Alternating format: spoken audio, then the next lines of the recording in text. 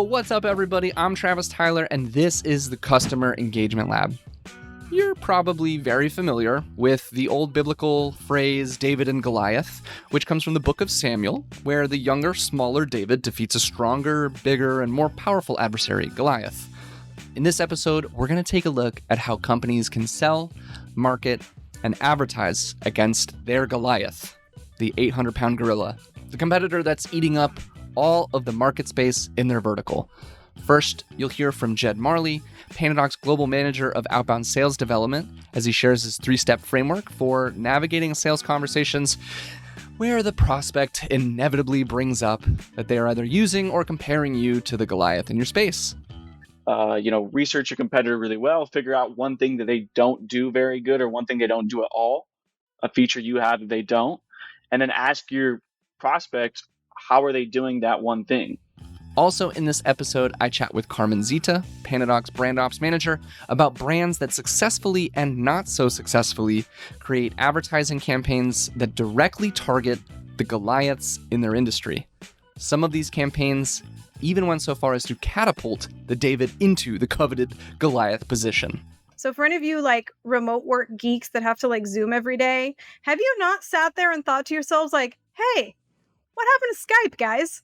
Where did they go? But what else can a business do to chip away at the Goliath that is just really, really annoying? Well, the product marketing and demand gen geniuses here at PandaDoc have come up with some really clever strategies that you can test out within your own organization. And I want to share them with you. So let's dive in. How did our product marketing team analyze and research the competitive landscape? Because before we go into battle, it's important to understand the nuances of the battlefield. Okay, that will be my final analogy with violence. I don't like when businesses do that. But anyway, I digress. I learned a lot about competitive analysis from Tiago Martins, who is our senior product marketing manager here at PandaDoc. Go connect with him on LinkedIn if you want to. He emphasized that competitive intelligence is so much more than battle cards and the occasional ad hoc analysis. It's about building out a CI program that factors in well-defined and measurable objectives, supports the most important stakeholders at the org, delivers the most up-to-date information using the best technology, and provides the most visibility and impact on the organization's bottom line. Oh my God, I think I'm sweating. That sounds intense. But what does all of this look like when we put it into place? Well, here's how Tiago laid it out for me and what we did at PandaDoc. First, we start with the discovery phase.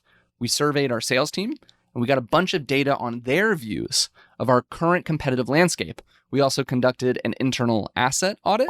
We interviewed our customers and established a competitive benchmark that we want to hit as a company. And a good example of this discovery phase was we asked someone in our org to find information on our biggest competitor and how we stack up.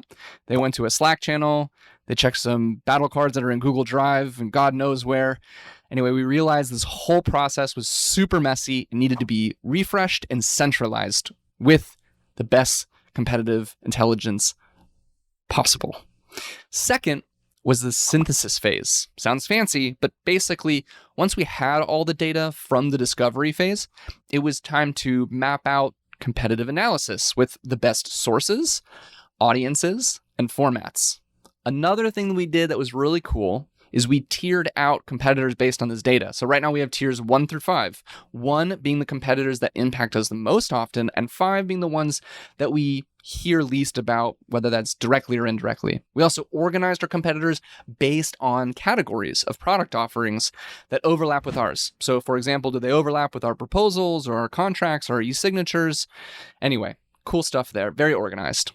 Next up was the share phase. Here, we established a single source of truth for all things competitive intelligence. For us, we decided to use a tool called Coda.io. You may or may not be familiar with it. Go check it out.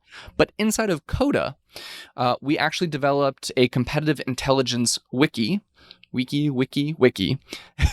a regular cadence. And we also had projected competitive intelligence roadmap. We also had a communication plan. And the coolest part in Coda that we built was a feedback loop for all of the new assets we develop. The last was the act phase. We partnered with our sales enablement team to deliver and develop seller training and a bunch of onboarding sessions based on all of the surveys and feedback that we did in the discovery phase. We also planned and scheduled for remaining assets that we needed that were missing. We activated that feedback loop I was talking about, and we started testing the program. Overall, this is the most robust and badass competitive intelligence program that I've ever heard about or seen. And I'm a big fan of how our battle cards are managed inside of Coda. You can see the author of who created the battle card, and then you can link to it in a much more organized way. That way you know where everything is, and you're really ensured that it's getting updated often because of the feedback box that has messages, statuses, and resolutions. So that way you're knowing and tracking regularly who's in charge of these things. We also created a really cool competitive summary page. This is, again, inside of Coda, organized by those tiers I was talking about and designed in a way to make reviewing competitors super fast and easy. So think of this as like the at a glance Coda version. It's a summary. There's columns where we have things like basically organized by positioning, quick dismisses, and the company's strengths, their weaknesses, what we call landmines to lay. Sorry for the violent analogy again. And links to just more detailed battle cards that those sellers or CS reps or whomever can go and check out if and when they need to. Okay, so now that we have a good understanding of our competitive intelligence landscape, we have a living, breathing wiki inside of our organization. What are we going to do with it besides just training our salespeople and inspiring our product team and our marketers? Well, our SEO wizards on the demand generation team have created over 100 web pages here at PandaDoc. These are super powerful pages, and we call them PandaDoc alternative pages. You can go check them out now if you want to. Just Google PandaDoc alternatives. These are in addition to blog posts that we regularly update. So these are separate from our blog posts. And I actually chatted with our SEO content manager, Hannah Stachenka. Shout out to Hannah. And her team is just really kicking ass right now, but she had so much to share that's ridiculously helpful, and I learned so much from. So again, connect with her on LinkedIn if you want to. But her team is knocking it out of the park. After chatting with her, I started Googling some of the big name, players in SaaS, and I found that almost nobody was employing this alternative pages strategy, which is wild to me because it's super effective. Hannah calls it the alternative campaign. And basically, it's leveraging branded traffic that gains authority for our website over our competitors. We cut their organic traffic while getting more of our own.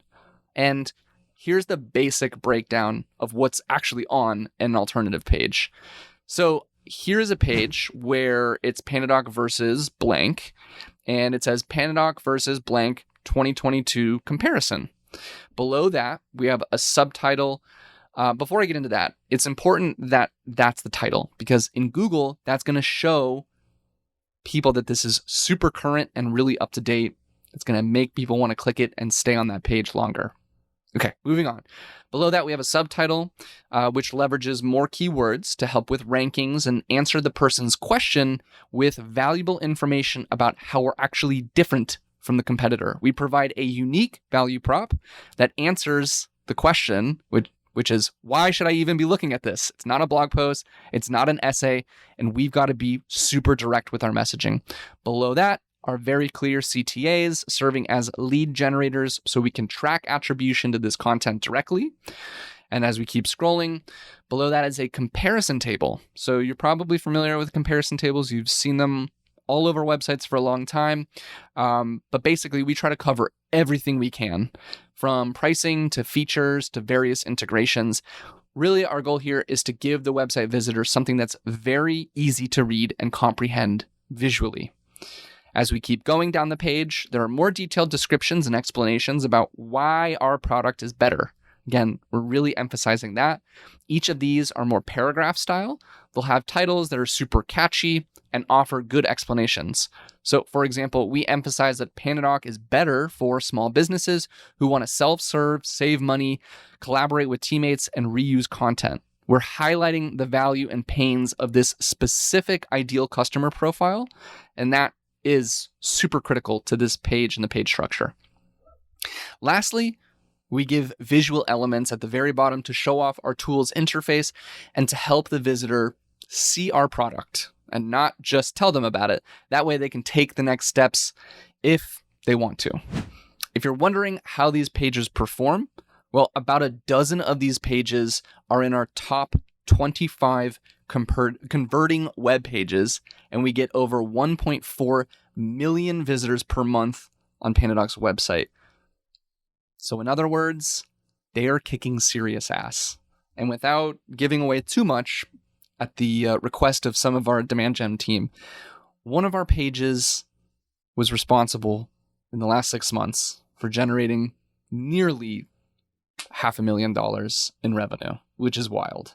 So again, I hope I don't get in trouble for that, but it is crazy. SEO is not dead. SEO content is not dead. Don't ever think that it is.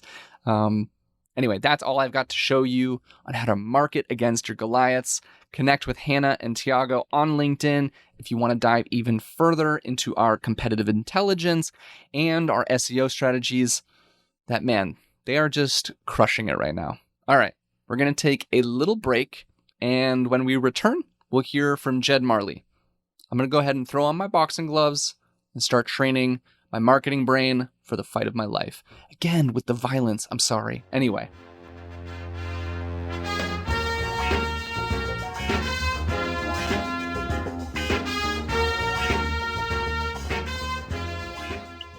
All right, so we're going to talk about how to beat the Goliath in your space. I have a lot of personal experience with this. Being in the e-signature space, I run into you-know-who all the time. And something that's worked really well for me is this 3-step framework.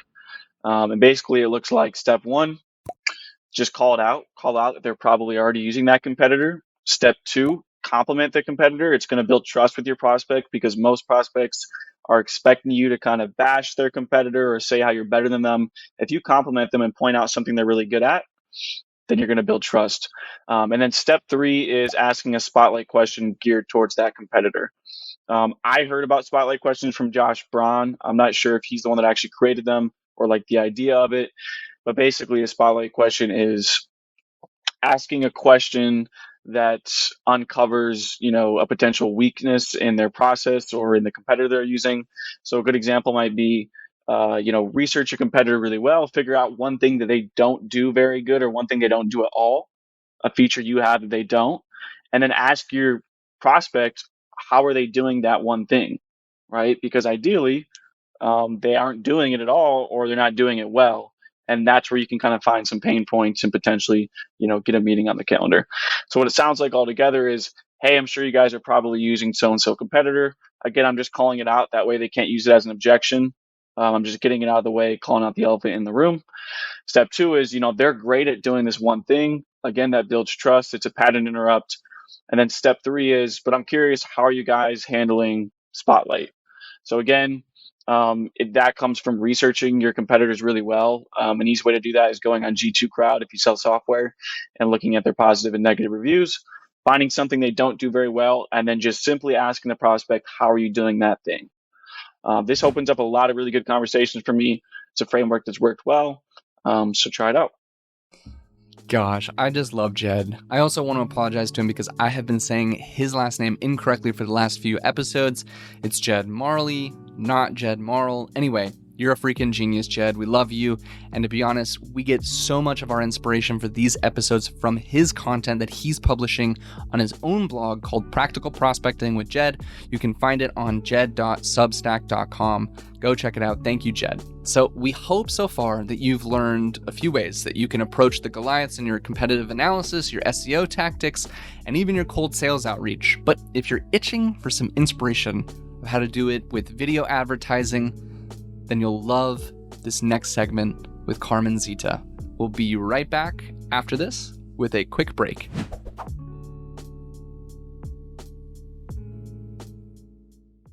All right, and for our final segment of this episode, and my favorite segment of these types of shows that I do, I'm joined by Carmen Zita the most badass brand ops manager and the only brand ops manager here at PandaDoc. Welcome to the show, Carmen. How are you doing? I'm doing great. That's what my mom used to say. I was her favorite daughter because I was her only daughter. Like winning by default. Good notes from your parents. Let's dive into what we have to chat about today. I believe that there are some great examples of brands that started small and went up against the Goliath in their industry. And the first one that you wanted to mention was Dollar Shave Club. So for those that are not familiar, can you give us a little brief context about what Dollar Shave Club is and their David versus Goliath story? Sure.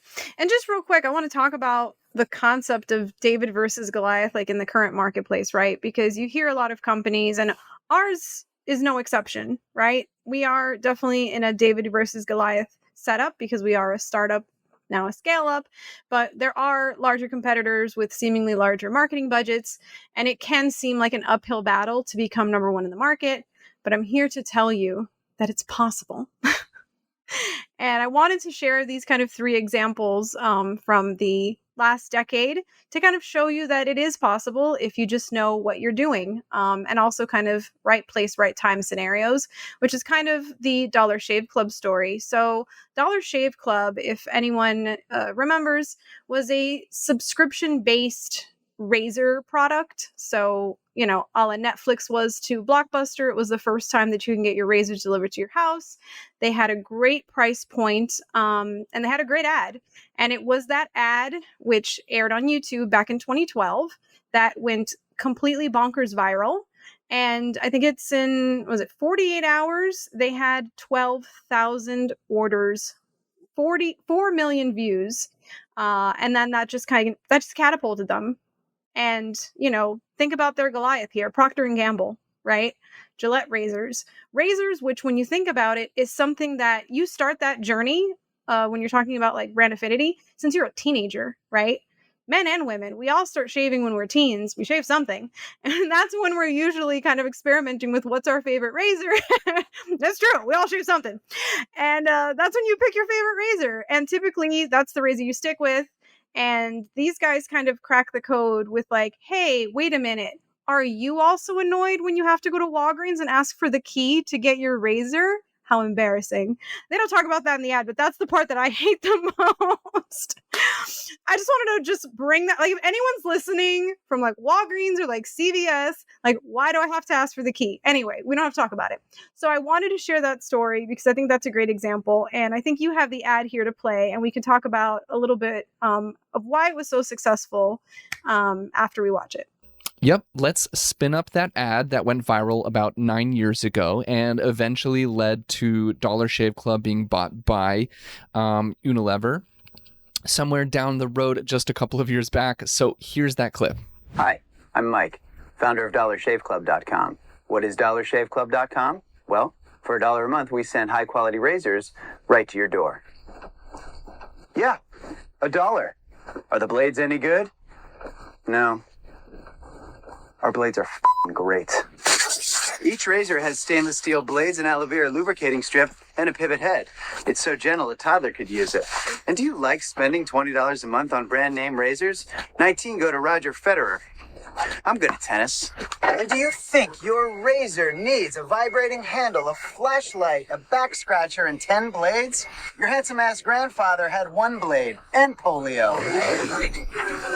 All right. Yeah, I think my favorite part of that commercial, while we didn't get to listen to the whole thing, was definitely the your grandfather was able to do this with 1 blade and polio. Just really good writing on the part of the ad. And what do you think made this, beyond the humor, so successful for Dollar Shave Club? Was it the differentiation, product differentiation? Was it the messaging? It was all the above. I mean, the humor is definitely an aspect of it. Obviously, this ad is targeting millennials, and that's the largest consumer in the US right now, right, is the millennial population. So clearly appealing to millennials, millennial men. The price point definitely appealing. What, $1 a month and I get my razors when razors are like $20 for like a 2-pack, which is ridiculous. And they were at the right place at the right time. So this is still like the era of YouTube where you could go viral. I feel like the last decade, YouTube has just exploded, especially with like, YouTube celebrities. Like that wasn't a thing back then. So I feel like if you uploaded a video and it was good enough and you got the word out fast enough, you could do what they did, which was going viral. And of course, they came out with a new model. They came out with a subscription model for a very need-based product and added that convenience factor, right? It's like, you don't have to think about it. You don't have to worry about like going into your drawer and you're like, oh crap, now I gotta go to Walgreens or shave with a rusty razor, which is not a thing you should do if you're not up to date with your tetanus shots. So that's, I think that was just a recipe. No, you have your tetanus shots? That was just a recipe for success. And this is definitely one of my favorite ads of the last decade. And, great David and Goliath tale, I think.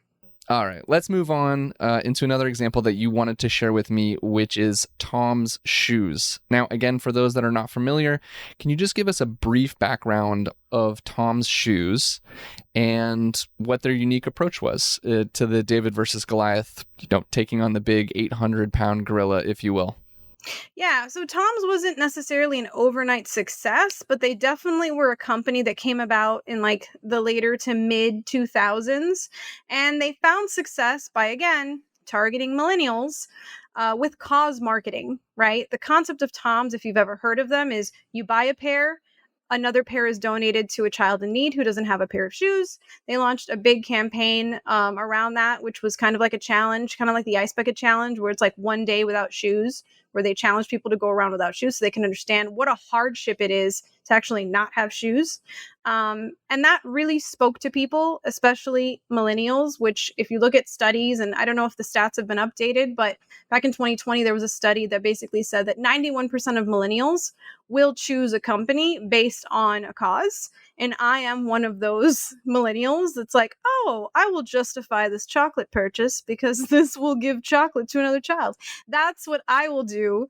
So I can totally understand why this resonated so much. And, when you're looking at shoes like Nikes and Adidas and all of these big names, it's a lot about like,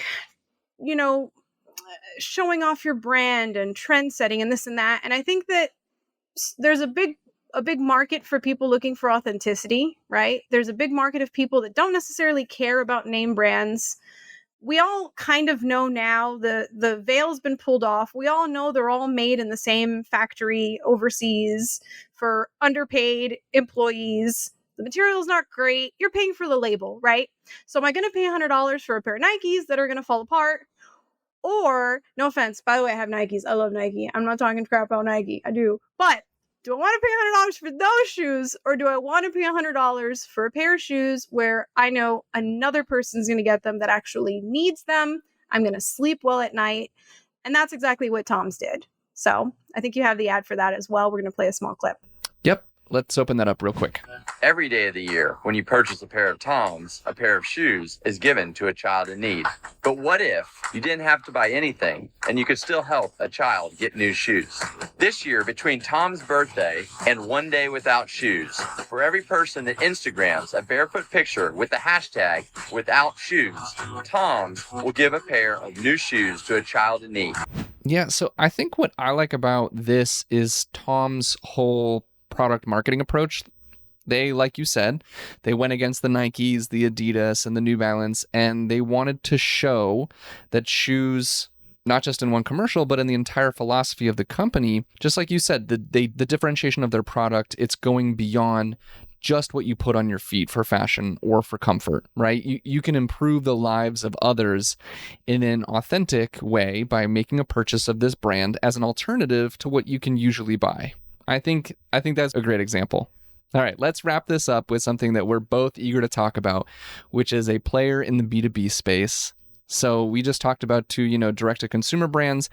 And yeah, both of our significant others are not in business, are not in marketing or sales. And so when you brought this up, I was just like, oh, I was just overjoyed that somebody was willing to talk about it, which is Skype. So let's talk about it. Okay, so first of all, on that note of like not having someone to talk to about it at home, my husband also doesn't work remote, and we are work remote pandas. So for any of you like remote work geeks that have to like Zoom every day, have you not sat there and thought to yourselves like, hey, what happened to Skype, guys? Like, what? Where did they go? They're gone. Where did they go? They're just gone. Okay, hold on. I'm pulling up my notes here because here's what happened to Skype. I've been holding this in for years. The entire pandemic, really. Okay, so Skype at one point, if anyone remembers, again, mid-2000s, a lot of shit went down. It was like synonymous with video conferencing to the point where Skype actually made it to the Oxford Dictionary. Did you know that? I did not know that. That's wild. To Skype basically was like synonymous with being on video. But what happened? I know. So what happened? Well, in 2011, Skype was acquired by Microsoft. That same year, Zoom launched. So what happens? Zoom comes out with obviously a better video conferencing tool that worked better on mobile. Because where Microsoft fails is Skype starts to have issues on mobile when people start becoming mobile first. Apparently, they came out with a bunch of releases that didn't solve the problem. And this is in 2014. Oh, 2015. By 2015, they had 300 million users on Skype. And it only took them, when did the pandemic start? 2020? But already by 2019, we started to Zoom. So what are we doing? 4 years it took Microsoft, who, by the way, is the Goliath of Goliaths, right? It took them 4 years to lose 300 million subscribers on Skype. And why? Because the technology was not better than what Zoom came out with. And now, ladies and gentlemen, that is why we live in the world of Zoom. I'm so glad I asked myself that question and brought it up to Travis and finally got to talk about it. Because what did you do, Microsoft? I'm going to kick them when they're down. I'm going to kick them when they're down one more time, though. Okay, they can handle it. Like, what was their excuse for Internet Explorer? Ooh.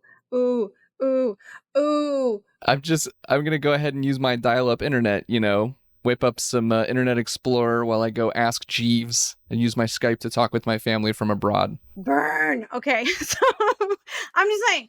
So I don't know what's going on over there, but I just wanted you to know that that's how Zoom became successful. They came out with a better product. Period. That's what happened. It's funny, because the only thing I can think of in Microsoft's defense is they created Microsoft Teams. So when they acquired Skype, they were able to, leverage that team to create its own internal product. But Teams is not as popular as Zoom, and people are just not using it as much. And it's mostly because Zoom was free to use and to download, especially like right at the onset of the pandemic. And it was at the time, I don't know about today, but it's been ubiquitous and being, less reliable than Zoom. So what are your takeaways?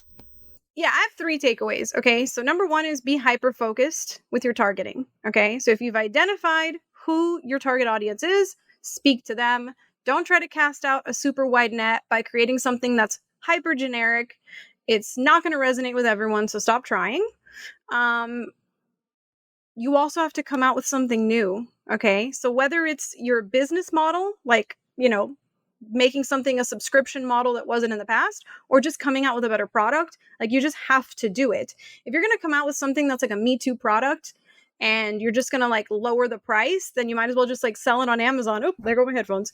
Just like sell it on Amazon for the person that's looking to like save a couple bucks, but you're not going to be the household name if you're not bringing a better tool, a better feature, a better, price point in terms of like the model, not just like making it cheaper. Like there has to be an added element to what you're trying to sell. Like these 3 examples, all very unique in the market. And the reason that they were able to basically make their competitors, crumble at their feet.